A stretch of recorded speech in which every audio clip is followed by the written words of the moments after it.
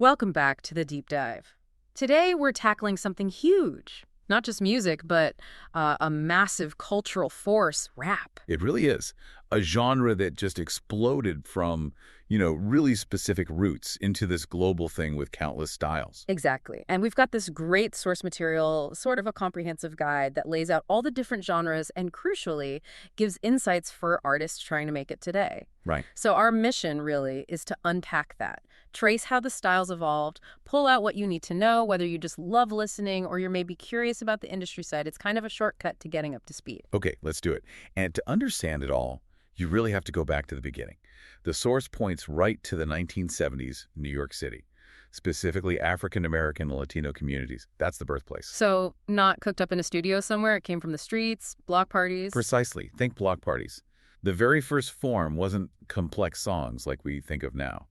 It was rhythmic spoken lyrics, rhyming, basically over these beats, these loops that DJs were creating. Ah, with turntables and mixers? Yeah, exactly. Pioneers like DJ Kool Herc, Grandmaster Flash, Africa Bambaataa.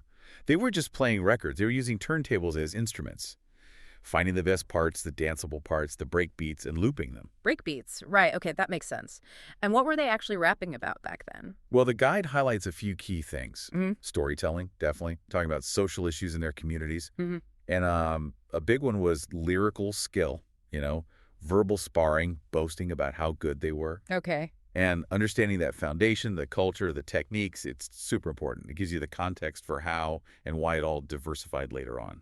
Right, building on that bedrock. Because rap didn't stay static, did it? It just branched out everywhere. The guide takes us through these styles. Let's start with old school rap. Late 70s to mid 80s, roughly. Yeah, that's the period. This is where those fundamental techniques were really being shaped and shared. Yeah. You had simpler rhyme schemes compared to later stuff. A huge emphasis on the DJ's role, those breakbeats. And the themes. A lot of party themes, having fun. And that call and response thing, interacting directly with the crowd. Artists like Grandmaster Flash, Run DMC, Sugar Hill Gang, those are the names you think of. And that Sugar Hill Gang track, Rapper's Delight. I mean, that was huge. It kind of defined early rap for a lot of people, didn't it? It really did. It felt like the genre, finding its feet, finding its voice. Then things shifted pretty dramatically. Yeah. Late 80s into the 90s, you get the rise of gangsta rap. Okay, different vibe entirely. Totally. Much more aggressive lyrics, delivery, telling these really raw, unvarnished stories about street life, struggle, hardship, and the beats matched that darker, harder hitting. NWA comes straight to mind, obviously. Niggas writ attitudes. And then giants like Tupac, Notorious B.I.G. NWA, straight out of Compton. Wow, that was powerful. Yeah, and the source makes a key point here. Gangsta rap wasn't just music. It became this really potent, though controversial, reflection of certain urban realities. It brought those stories, tough as they were, right into the mainstream conversation. Okay, shifting gears again. Conscious rap. This is more about the message. Exactly. The absolute focus is on thought-provoking lyrics, often digging into social justice, politics, sometimes personal growth, introspection. The beats tend to be a bit mellower, usually. They're there to support the message, not overpower it. Common. Talib Kweli. Kendrick Lamar, standard bearers for that. Kendrick's All Right is almost an anthem, isn't it? Definitely. It feels like the goal is to make you think, maybe challenge you a bit. Right. Educate, inspire critical thought. Right. Then, let's jump forward a bit, early 2000s, down south primarily. Trap music explodes onto the scene. Trap. You know it when you hear it, right? That sound is so distinct. It really is. The signature is that heavy, heavy use of the 808 drum machine, those booming bass kicks, the skittering hi-hats, lots of synthesizers. And lyrically, yeah, often hardship, the trap life, but also resilience, the hustle to get out. Gucci Mane, Future, Migos are the huge names there. Future's mask off, you hear that flute, those drums, you know it's trap. Definitely. Then, maybe mid-2010s or so, you get this style, often called mumble rap. It caused a stir. Yeah, because the focus shifted, didn't it? Less about every word being crystal clear. Exactly. The source points out the emphasis is more on mood, atmosphere, the melody of the vocals, rather than super intricate lyricism or clear delivery. Vocals might be slurred, heavily auto-tuned. Repetitive, catchy hooks are often key. Artists like Lil Uzi Vert, Young Thug, 21 Savage get linked with this. Lil Uzi Vert's EXO Tour Lift 3, it's all about that moody vibe, right? Not complex wordplay. The feel is paramount. Now, Pushing in a different direction, you have alternative hip-hop. Sounds like the anything goes category, experimentation. Pretty much. It's known for really eclectic, experimental beats. They might pull from rock, jazz, electronic music, whatever fits. Lyrical themes, song structures, they're super diverse too, not sticking to the usual rap rules. Kanye West, Outkast, Kid Cudi artists known for breaking molds. Kanye's Power is a great example. So many layers, different sounds crashing together. Totally boundary pushing. Let's quickly touch on boom bap again, back to the late 80s, early 90s mainly. Yeah, boom bap feels like classic hip-hop rhythm. Foundational. It is. It's all about those heavy, punchy drum beats. Literally, the boom and the bap. Big emphasis on lyricism, flow, how the rapper rides the beat, and lots of sampling, especially from old jazz and soul records. Wu-Tang Clan, Nas, A Tribe Called Quest, quintessential boom bap. Tribe's Can I Kick It? You just nod your head instantly. That groove, that lyrical delivery. Perfect example. And one more recent style, emo rap. Right. This feels very internet age, a blend of influences. It really does. It takes these emotional, often really vulnerable lyrics dealing with mental health, heartbreak, feeling lost, and combines them with melodic, atmospheric beats. There's often a fusion, pulling sounds from rap, but also alternative rock, emo music. Juice WRLD, Lil Peep, XXXTentacion are the names always mentioned. Juice WRLD's Lucid Dreams, it really hit that nerve, that raw emotional vulnerability. Absolutely. That connection through shared feeling is central to it. Okay, so we've gone from block parties to this wild, diverse landscape of sounds. But the guide isn't just a history lesson or a genre list. It gets really practical, offering advice for anyone thinking about, actually doing this, navigating the rap industry now. Yeah, and this is crucial stuff if you're serious.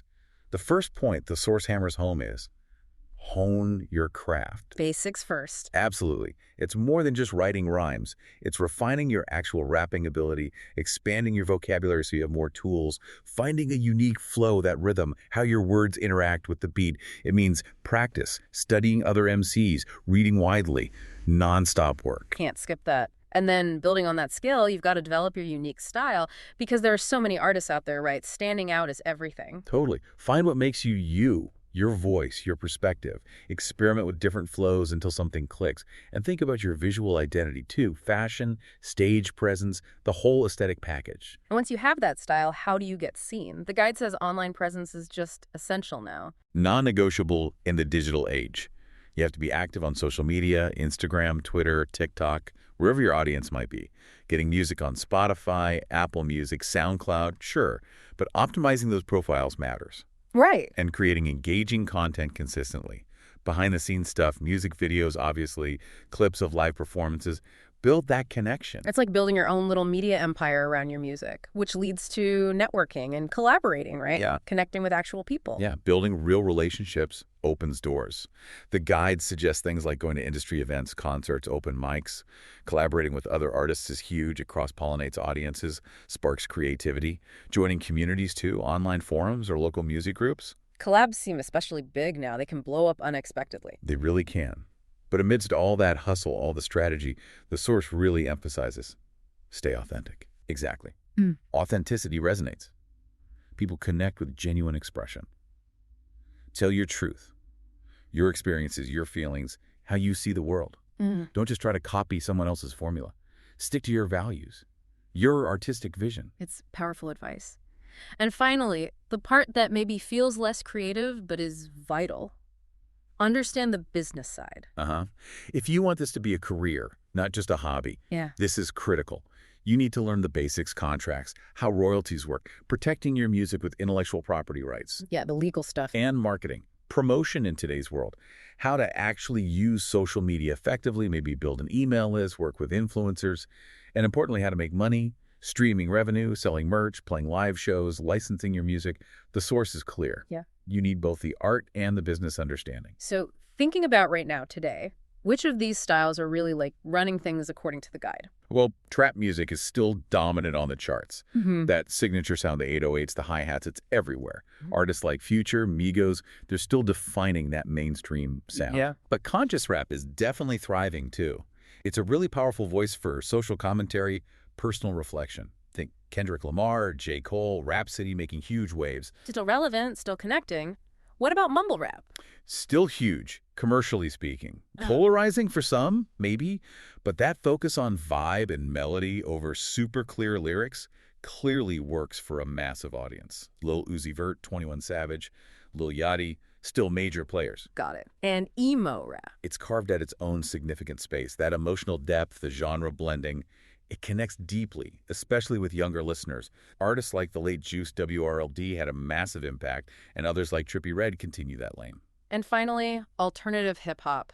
Still pushing boundaries. Always. That spirit of experimentation is alive and well. Artists like Kanye West, Tyler, the Creator, Childish Gambino, they keep finding new ways to mix sounds, challenge structures. It keeps things interesting. So it's not just one sound dominating, it's still really diverse. Absolutely.